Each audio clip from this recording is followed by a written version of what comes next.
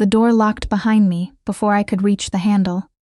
I heard the bolt slide from the outside, a soft, definitive click, and for one suspended second I just stood there with my palm flat against the cool steel, my back to the room, telling myself to breathe.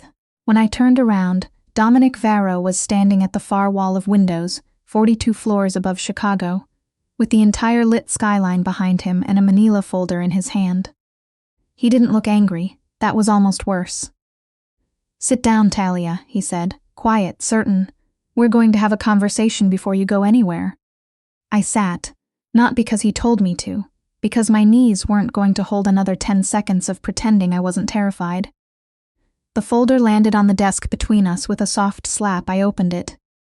The top photo was me, taken yesterday morning at the Dunkin' on West Erie Street, grainy in the way surveillance photos always are, like the world is a little less real when someone's watching it without your knowledge. I was sitting across from Detective Craig Malone's, CPD, holding a paper coffee cup in both hands. My face in the photo looked exactly the way I'd felt, caught somewhere between careful and desperate. I looked up and found Dominic watching me with those dark gray eyes that never landed on anything by accident. "It's not what it looks like," I said. My voice came out steadier than I had any right to expect. "Then tell me what it is," he said. "Tell me the truth before you walk out that door." 3.5 weeks earlier, I was nobody. I mean that in the most practical sense. I was exactly the person my life had made me. Talia Crane, 26, registered nurse on the overnight shift at Meridian Private Hospital on Chicago's North Shore. Single mom to Noah, who was 5 years old and deeply committed to becoming the world's foremost authority on apex predators. I worked nights, so I could pick him up from kindergarten in the afternoons. I drove a Corolla with a cracked dashboard and a passenger window that didn't seal all the way. Noah's pediatric cardiologist had just added a second medication to his routine. Something for a minor arrhythmia, minor being a word I was clinging to, and the copay was $340 a month on my insurance, which I was already stretched thin to afford. We were surviving. Most days I was proud of that, some days I was just tired. The night Dominic walked into my unit, I didn't know his name. I knew one of his men had come in with a shoulder wound and a cover story that didn't hold up to a second look, and I knew the man filling out the intake paperwork at my nurse's station had the particular stillness of someone accustomed to rooms reorganizing themselves around him. 2 men in dark coats waited by the elevator like they'd been posted there. "Mr. Varro?" I said his name off the chart. "I'm Talia Crane. I'll be your friend's nurse tonight. Can you walk me through what happened?" He looked at me the way people don't usually look at nurses in private hospital corridors. Not through me, not past me, directly at me. "Bar fight," he said. The wound was not from a bar fight. That wasn't my problem to argue. I did my job. Vitals, IV line, chart notes. Dominic sat in the corner and watched with the focused quiet of a man who is rarely in rooms where he isn't the one deciding what happens next. I noticed him noticing me and filed it away under things I did not have the bandwidth to deal with. Around midnight, when I came back to do a second check, he was still there. "Do you need anything?" I asked. "Coffee machines down the hall." "I'm fine," he paused. "You've been on since when?" 7 p.m. "That's a long shift." "It's the job," I said, and moved on to the IV drip. He was gone by morning. I thought that was that. It wasn't. He came back 2 days later. His employee had been discharged the previous afternoon, a fact the charge nurse relayed to him at the desk, while I happened to be walking past with a chart. I saw the exact moment he registered I was there. A small recalibration, smooth and unhurried. "Miss Crane," he said. "Mr. Varro, your friend went home yesterday. He's doing well." "Good, he didn't move. I wanted to thank you. You were thorough." It was such a formal thing to say. Like being thorough was something worth making the drive for. I almost smiled. "That's the job," I said and kept walking. 3 days after that, a gift card arrived at the nurse's station addressed to me, $500, loaded onto a Walgreens card for the pharmacy 2 blocks from Noah's school. No note. I stood there with it for 5 full minutes. I thought about the prescription. I thought about Mrs. Paulson, my neighbor and babysitter, to whom I owed $400 I hadn't managed to pay back yet. I thought about the way Noah had looked at me 2 weeks ago, when I'd told him we couldn't do the aquarium this month. I put the card in my pocket. I finished my shift. I told myself it was a one-time thing. Dominic came back the following week, this time without a pretense. He just appeared in the 4th-floor lounge during my break and asked if I'd get coffee with him. I said I had 15 minutes. He said that was fine. He didn't try to be impressive. That was the thing I kept circling back to afterward. No name-dropping, no orchestrated moments. He asked about my job with what seemed like genuine curiosity, and listened to the answer. When I mentioned Noah, his eyes didn't slide sideways the way some men's did, resetting their calculations.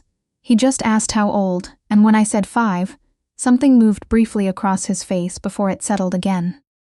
"What's he interested in?" he asked. "Sharks currently," I said. "Before that it was volcanoes, before that trains.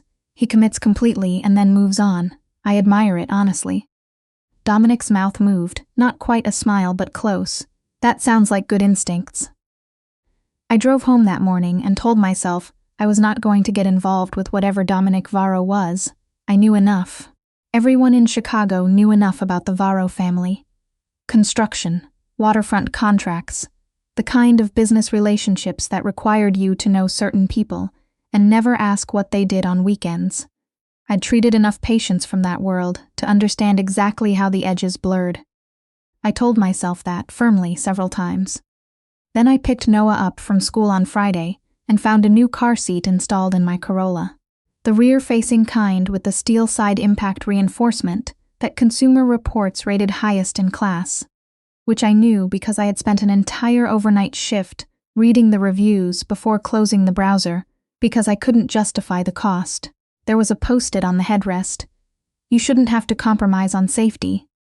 No signature, he didn't need one. I sat in that parking lot for 10 minutes while Noah climbed into the new seat and buckled himself in with great ceremony and announced it was extremely comfortable. I drove home and didn't say anything at all. It kept going like that, specific, thoughtful, never ostentatious. The prescription appeared at the pharmacy 1 week already prepaid under my account, which startled me until I decided to choose gratitude over suspicion, at least for that afternoon. A grocery delivery showed up on a Tuesday, with everything on the list I kept in my phone notes, which I had never shown him, which I filed under things I would ask about later. Noah found the Honeycrisp apples in the bag and declared them the best thing he'd ever tasted. And I stood in my kitchen at 8 in the morning after a night shift and laughed until my eyes watered. I was in trouble and I knew it, and I kept showing up anyway. He met Noah by accident in late October. My sitter had canceled last minute. My backup was out of town, and I had to bring Noah to the hospital for an hour while I handled a shift handoff. He was in my break room with a juice box and his current library book, Sharks, of course, when Dominic appeared in the doorway. I went still. I'd kept these two parts of my life carefully separated, and now they weren't, and I didn't know what I was afraid of exactly. Just that it mattered. Dominic looked at Noah. Noah looked back at Dominic, with the fearless appraisal of a child who has not yet learned that some people are supposed to be intimidating. "You have a shark book," Dominic said. "It has 16 species," Noah said. "The short-fin mako is the fastest. Do you know how fast it can swim?" "How fast?" 45 miles per hour. Noah seemed personally offended by this, which is faster than most cars on a city street. Dominic sat down across from him at the break room table, just like that, cross-legged in his suit pants, elbow on the table, chin resting on his hand, looking at the page Noah pushed toward him. I stood in the doorway for 40 minutes and watched the most dangerous man I'd ever met learn about short-fin makos. Detective Malone found me 3 days after that. He appeared in the hospital corridor, with his badge clipped to his belt, and the studied casualness of someone trying to look like he belonged. He suggested coffee. I agreed because saying no to a police detective in a hospital hallway felt like a decision I'd regret. We sat at the Dunkin' on West Erie. He was straightforward about it. Meridian had treated 3 of Dominic's associates over the past year. There was a federal investigation in early stages. My personal connection to Varro had come to their attention. He wanted to know what I knew. I told him I didn't know anything that would help him.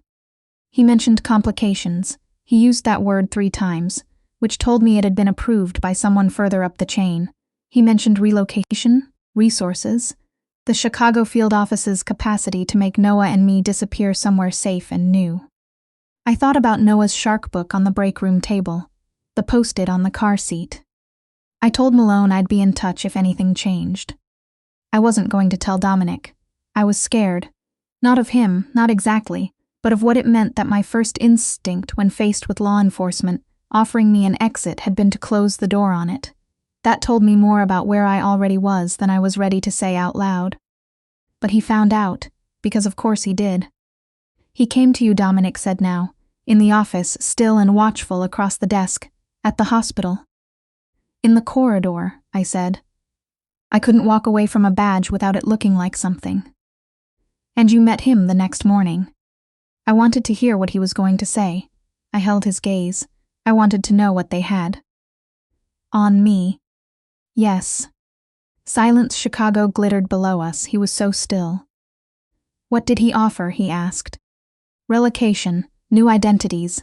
He said Noah and I could start over somewhere clean. Something shifted in Dominic's jaw, and you considered it. For less time than I thought I would, I looked down at the photos, then back up at him. Then I remembered who I actually am, and I told him nothing, and I left. He looked at me for a long time. The way he'd looked at me in the break room, like he was trying to fully understand something before he committed to a position.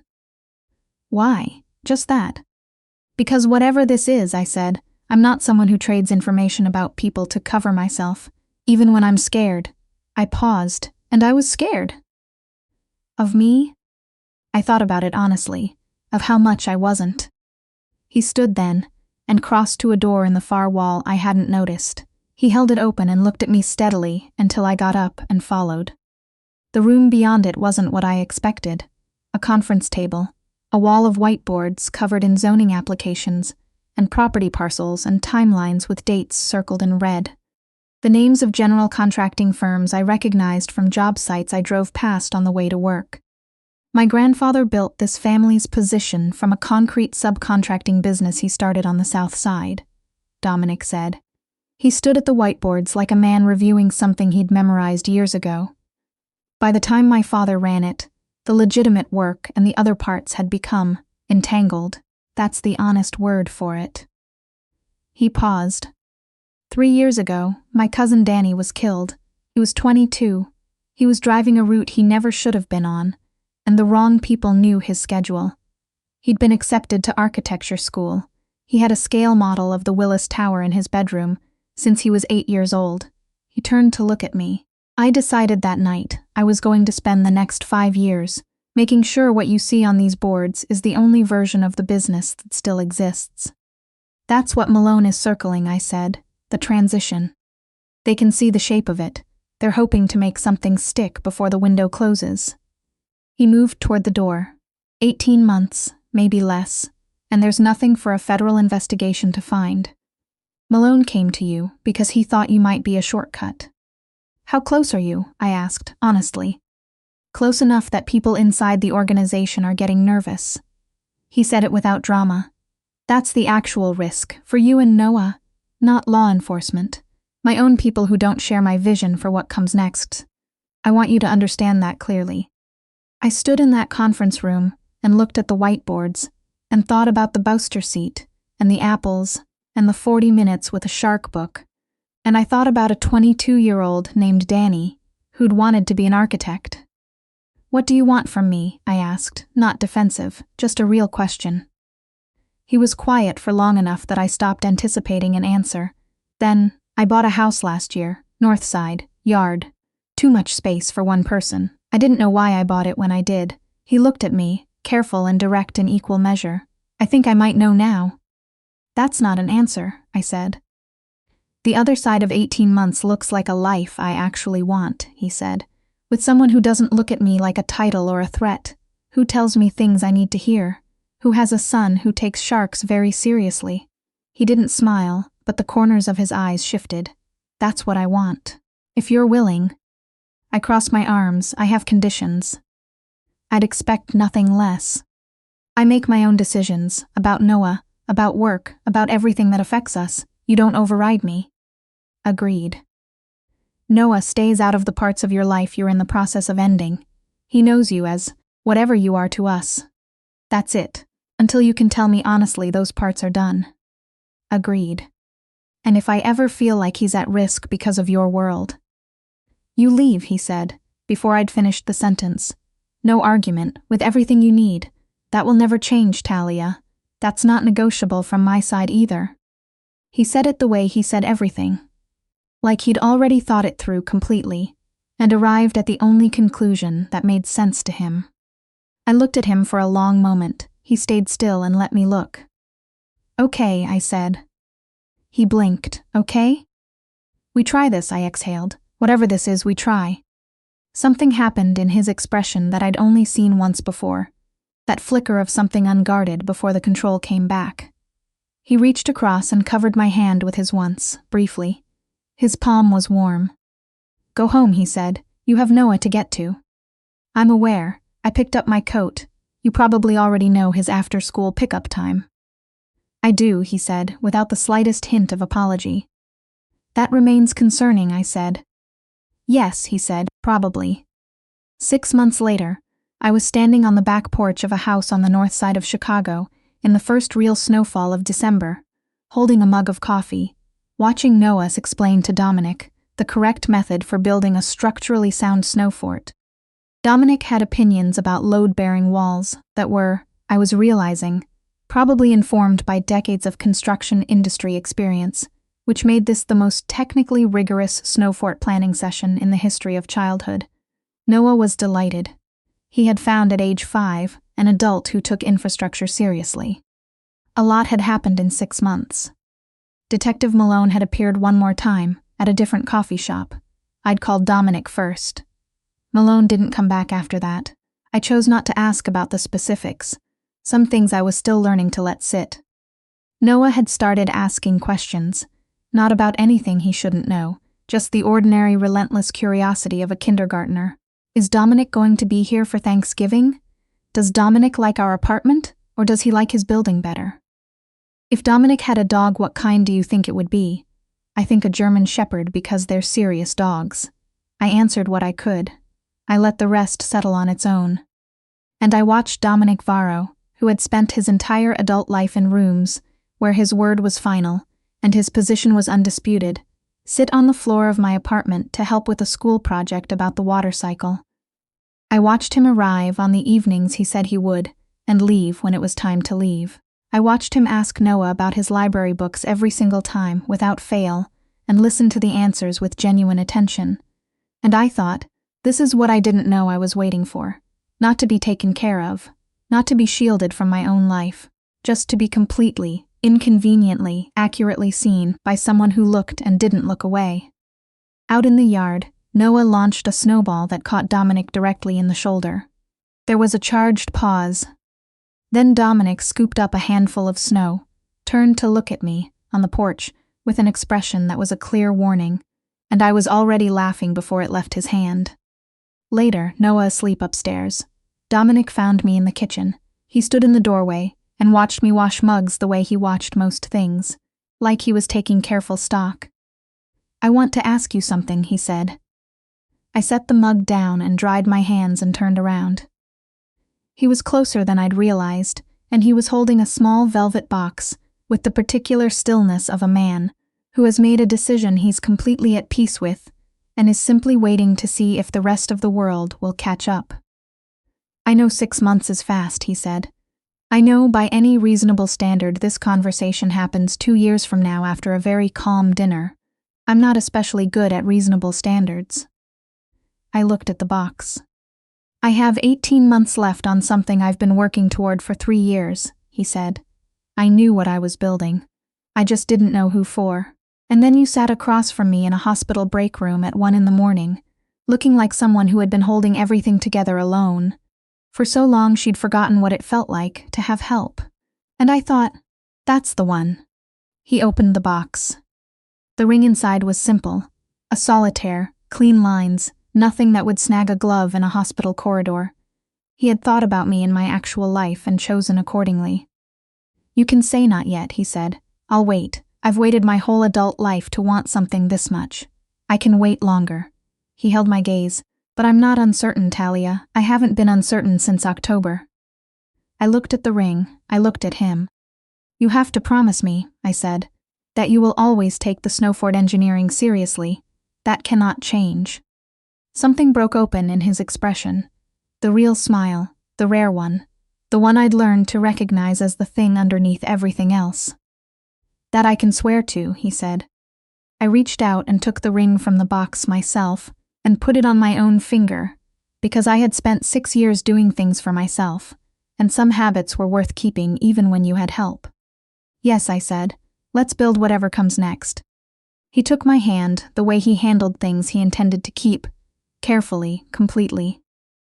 Outside, Chicago was quiet under the snow, the city muffled and still in the way it only got in December, like the world had pressed pause long enough for everything important to catch up to everything else. Some things don't need an explanation. They just need you to stop running from them long enough to let them be real.